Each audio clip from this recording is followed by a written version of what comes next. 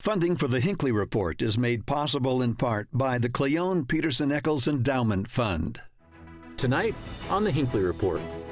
As the official census data is finally released, Utah's leaders take on the difficult task of drawing new political boundaries. How will Utah's growing population be divided? What historical issues will drive the debate over new political lines? And what will become of Utah's 4th Congressional District?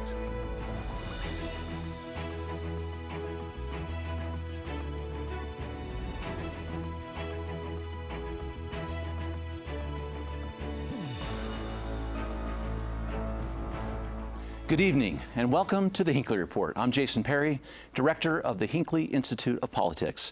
Covering the week, we have Senator Scott Sandall, Karen Hale of the Utah Independent Redistricting Commission, and Natalie Gochnour, Director of the Kem C. Gardner Policy Institute.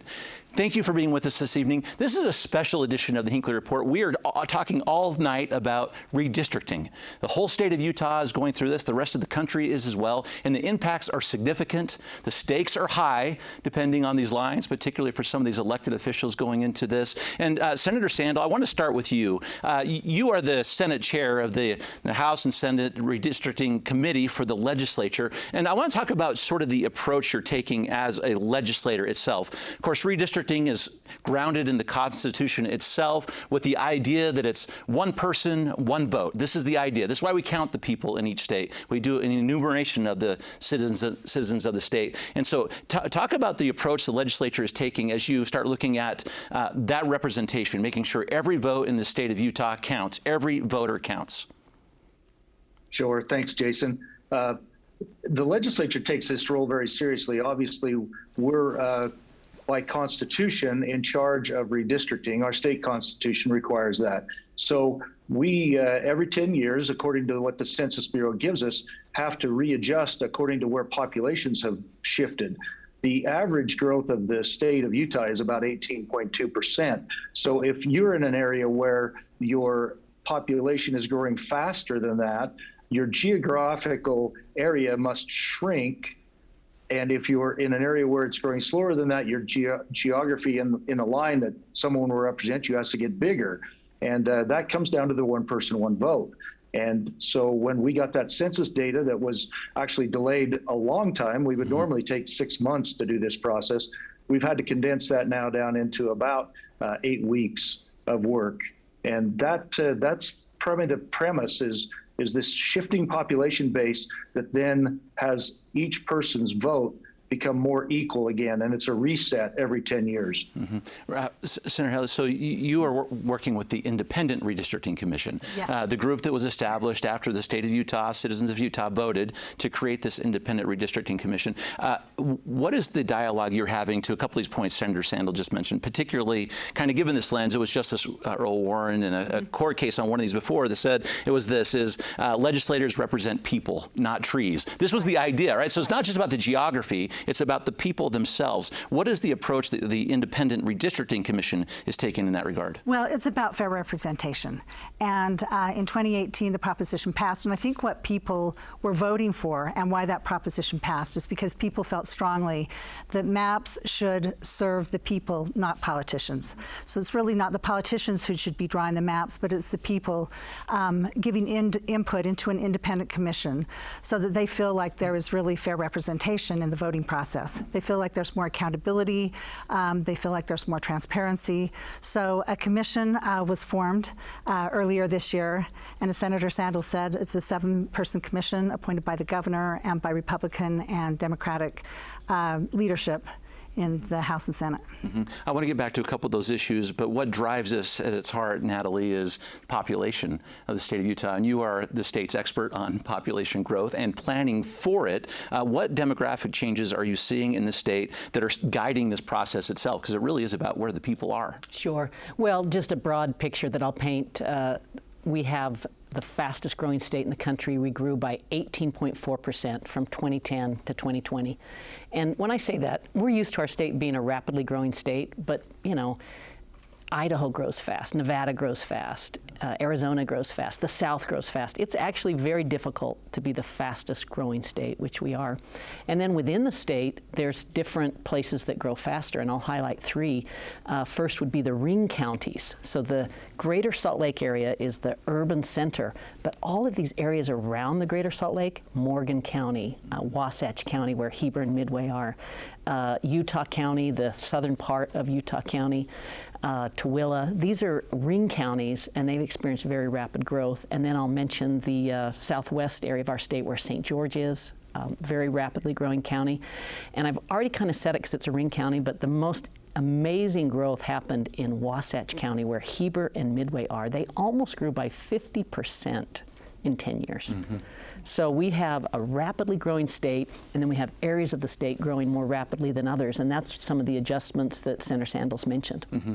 I want to get to a couple of these points, but maybe, Natalie, because you've been part of this political process for a long time and several efforts at redistricting, so you start looking at these population centers that are growing that you have just mentioned as well. And so when the legislature looks at this, it comes down to this idea that's happened for at least for the last two cycles, is how do you properly represent rural Utah with these heavily populated and growing areas, which is why Utah kind of has this pizza approach, where you have pieces of Salt Lake County and some of these growing, other fast-growing counties and cities. Yeah. Well, I mean, I'm interested what the other two guests think on this point. You know, right now we have a bit of a pizza approach, right? We've kind of divided the state up into these urban-rural districts that emanate out from the urban center. You could also take a donut approach, right, where you kind of make a urban district that's very urban and doesn't have rural components to it, and then some very big districts that, you know, capture the ring from that. And I don't know, I think we should start from a position of guiding principles. And I know that the common ones are keep communities of interest together, keep the district compact. You want to make them contiguous. You don't want to have to drive through a narrow patch to get over to another big patch, right? You want to keep these compact, contiguous districts. Karen, you've agreed to principles as part of the process. So talk about what those principles are, and then we'll see what Senator Sandall is doing from his side. Yeah, so the Independent Commission adopted several criteria that guide us in our mapping process. And so Natalie mentioned a few of those. Contiguity, huge. We need all parts of one district to touch. Communities of interest is perhaps what we're really concentrating on the most, keeping communities of interest together, not splitting them up, not dispersing them, but really being aware. And so when we go out to our public hearings, actually, we want to gather that information. We want people to tell us what they believe their communities of interest are. Geographic boundaries. Certainly having boundaries that separate districts make it easier for voters to know where their district is. Cores of prior districts, municipalities and counties. We're hearing from mayors and from county commissioners that they would like their counties and their cities to be kept whole as much as possible. So that's been really a guiding principle for us as we've been mapping, just to try to make sure that we can. And of course, it all goes back to numbers though too, because we do have, you know, that mandate, one person, one vote. And so we have some guiding deviation numbers too, that, you know, where we're only allowed to go out a certain percentage, so that each district number can only vary by just a very short bit. The legislature adopted criteria for numbers that is 0.1% for congressional districts, and I believe 0.5 for state house and state school board districts. So that means that the deviation is very, very small, and that's good. You want people to feel like, you know, each district has that fair representation.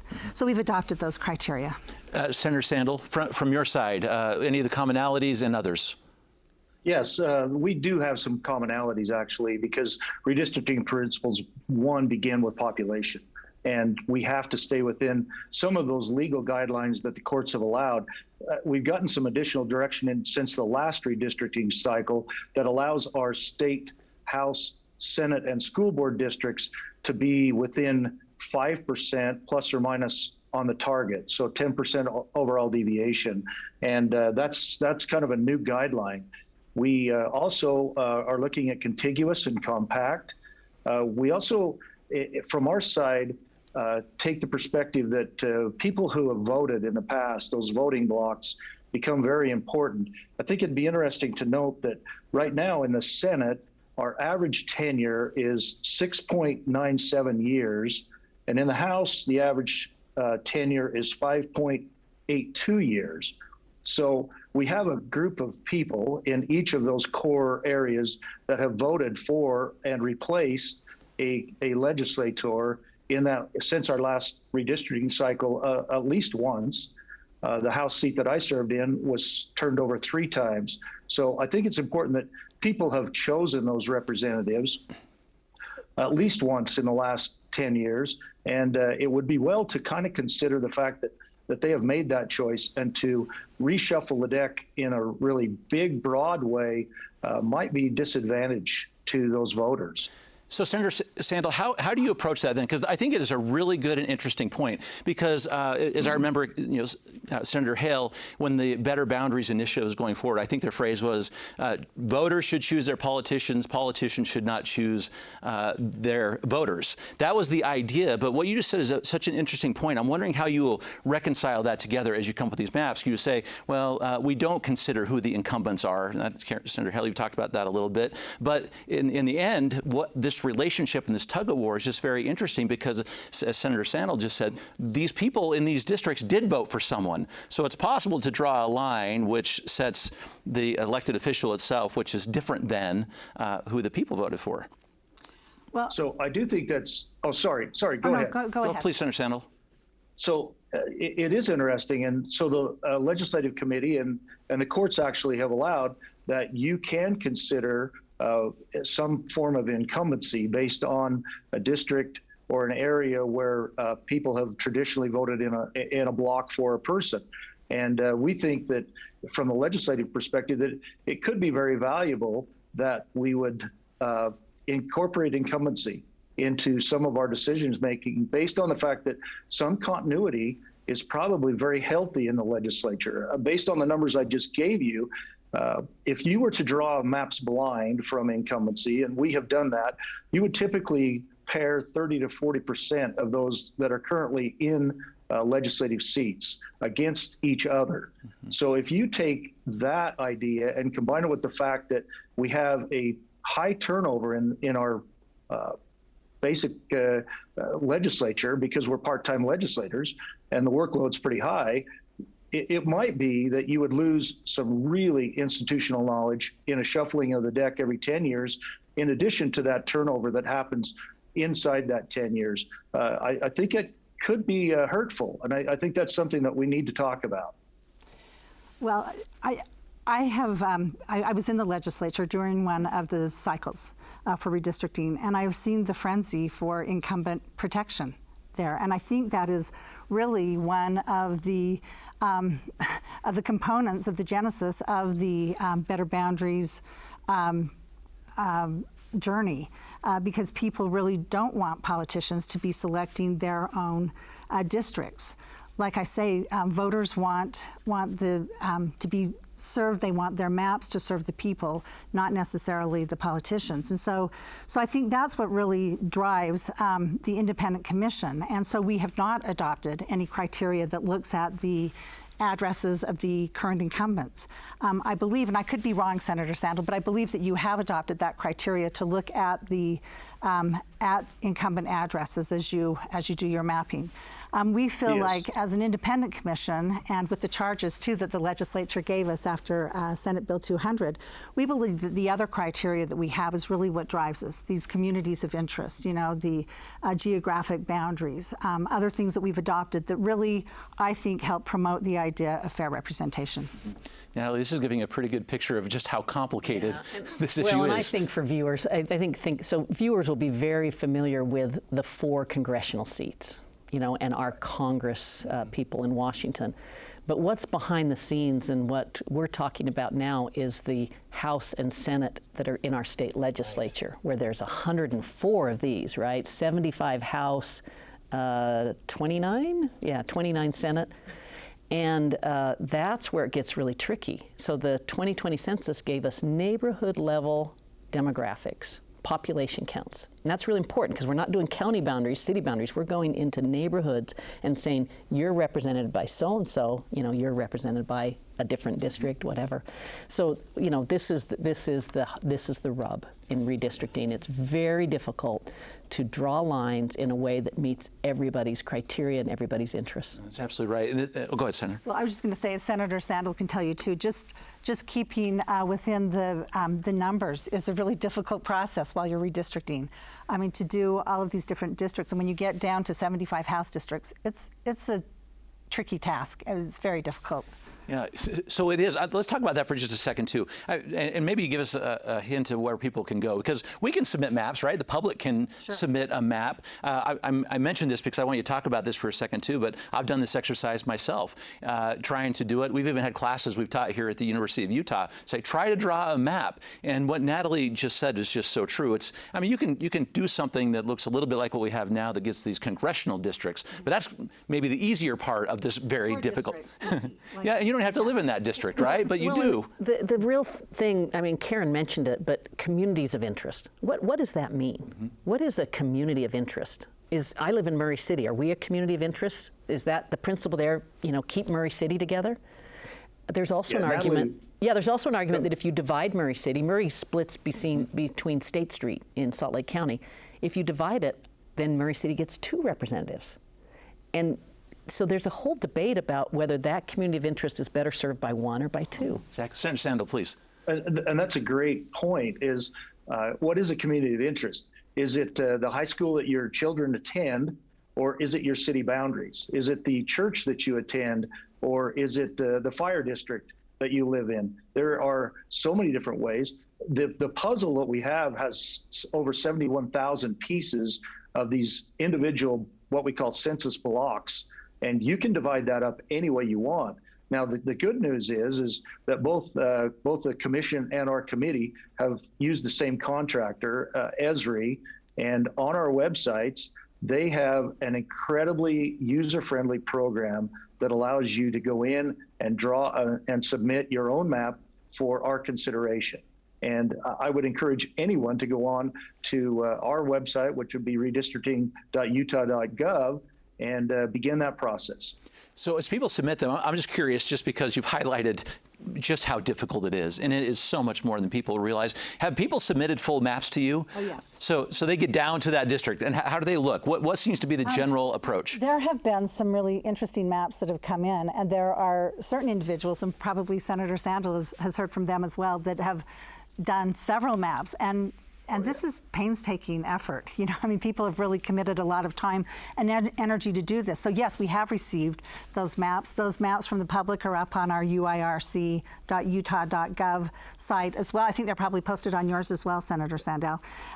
But we have these maps coming in from the public. We also have maps that the commissioners themselves have been creating. Mm-hmm. So we've created several maps. Everything is posted, and we've posted them not to say these are the maps that we'll be submitting to the committee, the legislative committee. We're saying these are maps that we've created with input that we've gleaned from traveling throughout the state at public hearings. We want you to tell us what you think of these maps. Poke holes at these, give us input so that we can make changes that reflect what you want. We want to go to the legislature with the maps that we create. We're mandated to create 3 of each type of map to submit to the legislature, and we want to go with confidence that the maps that we're taking are maps that really reflect what we've heard from people throughout the state. We want to be able to reflect the wishes of county commissioners, city mayors, from residents throughout the state that have said we want our community of interest, however they've defined it. We want our maps to reflect what we've heard, and we want to be confident that when we take those to the legislature, that we've done a good job in listening and creating those maps. Go ahead, Natalie. Well, Jason, I just want to make a point. At least this is my experience. I work with population numbers. I work with a lot of elected officials, and I'm sort of tracking, following this process. But I really feel for the common Utahn who is watching 2 separate processes occur at the same time. So we have our, and I won't even get the names right, but the Redistricting Commission that Karen represents, and then the legislative process that Senator Sandall represents. And they're going at the same time with different websites, at least have the same contractor, but they also have public hearings going on at the same time. Yeah. So this is just a bit confusing, and the key here is that, I mean, there may be a lot of reasons why it's confusing, but we're in a pandemic, and the pandemic, made it so we couldn't stretch this out. Right, the census data came far later, 6 months later than we would have expected, and so everything's happening in 6 to 8 weeks, and it's made it very difficult. Senator Sandall, it looked like you had a comment. Yeah, so I think it's interesting. A couple of points that I think listeners need to be aware of, and one is that the legislature is charged with creating 4 different maps: one for the state school board, one for the state House of Representatives, one for the state Senate, and one for our congressional districts. Those will be done hopefully in a special session before Thanksgiving. The other point is we do have, and because of Proposition 4 and a negotiated settlement that happened after that proposition happened with the legislature and Better Boundaries, we do have this dual track that's going on.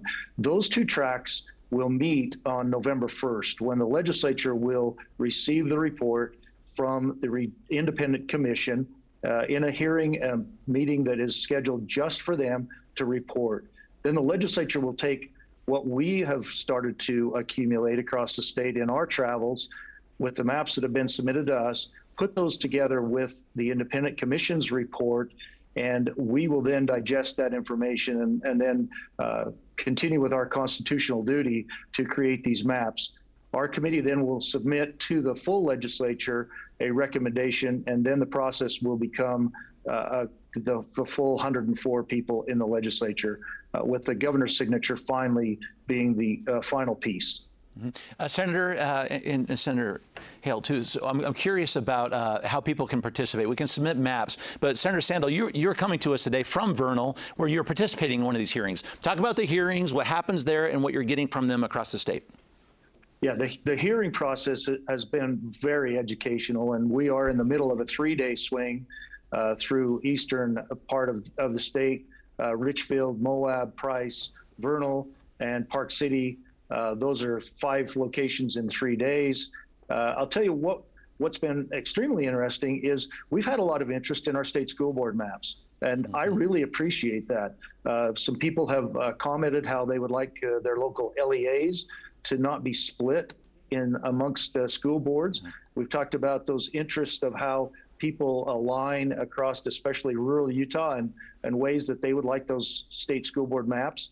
We've also had, and we need to save a little time to talk about our congressional map.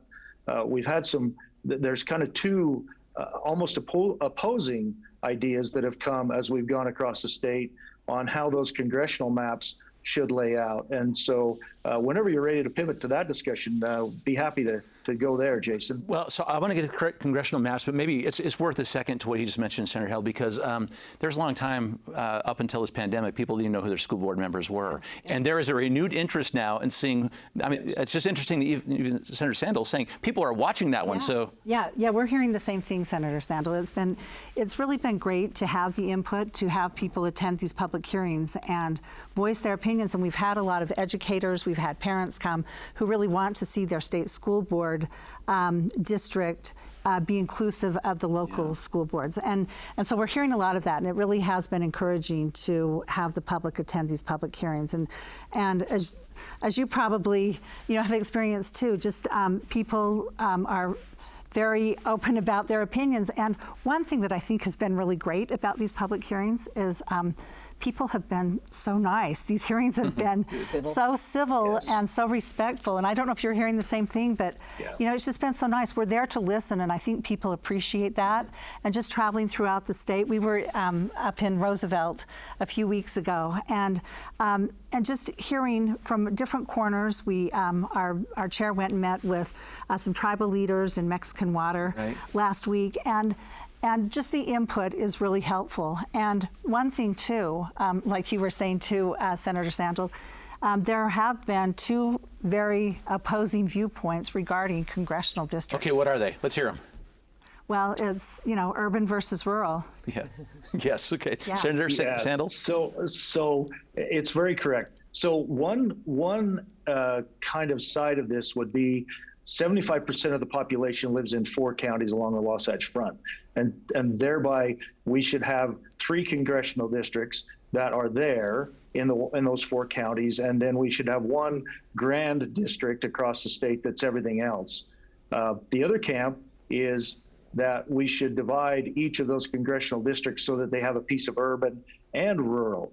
And you can see that one or the other both have their points. The one point that maybe doesn't get expressed as often that we're hearing is because 66% of our state is federally owned, and most of the resources that urban Utah depends on comes from those resources, our water, power generation, any mining interest, and including the fact that we recreate out of urban Utah in rural Utah, that each of our congressional districts should have a footprint in rural Utah.